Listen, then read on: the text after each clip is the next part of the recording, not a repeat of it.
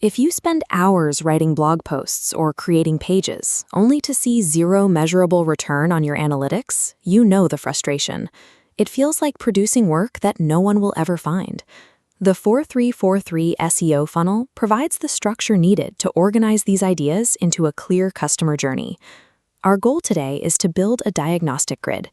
This matrix identifies the content you currently have and pinpoints the specific gaps in your strategy. To follow along, you will need a blank spreadsheet, an inventory of your website links, and one core product to audit. This blueprint provides the logic required to identify where your site stops supporting a potential customer and where you need to focus your future efforts. Start by formatting your spreadsheet into 4 columns with 3 rows underneath each. Label the columns Awareness, Consideration, Conversion, and Retention. Column 1 is Stage 1, Awareness.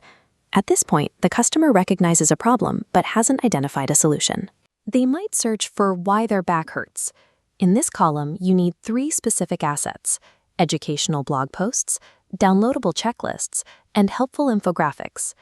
A common mistake here is trying to sell too early, so avoid mentioning your product name yet. Go through your website now and log your existing Stage 1 links into these slots. If you don't have the content, leave the box empty. Stage 1 is about providing expertise with no strings attached. This builds the baseline level of trust needed to keep a visitor on your site. Column 2 is Stage 2, Consideration. Now the customer has connected their pain to a solution category. They know they need a new chair and move from generic problems to specific comparisons. They are looking for the best products or reading reviews to narrow their list. For Stage 2, you need comparison pages, in-depth product guides that emphasize benefits, and case studies. This stage isn't about the hard sell. It's about educating the researcher on how your product specifically addresses their needs compared to other options. Audit your site for these specific assets and update your second column. Mark what you currently have and leave the gaps blank. To win the consideration phase, you must provide transparent, accessible data to a buyer who is actively comparing you to your competitors. Column 3 is Stage 3, Conversion. The buyer has narrowed their choices and has their credit card ready. Their searches are now highly intentional. They are looking for pricing tiers or shipping policies. The 3 required conversion assets are optimized product pages, customer testimonials, and a comprehensive FAQ page. Obscure information kills the sale. If your product page is cluttered or missing shipping details and warranty info, it creates a critical gap.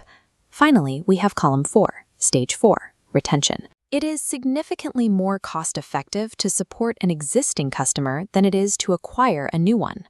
Log your links for customer-only resources, support content, and referral programs in your final column. While Stage 3 generates the initial revenue, Stage 4 turns a single transaction into a long-term customer who brings in referrals.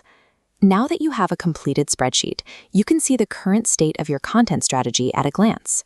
The green check marks represent your existing pathways, the places where your website is already successfully guiding a visitor.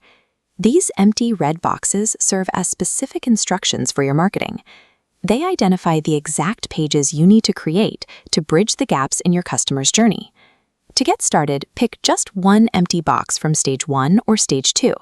Outline that topic and begin creating that piece of content today. Replacing guesswork with this grid streamlines your production. It ensures your site answers the right questions at the right time to guide visitors toward purchase.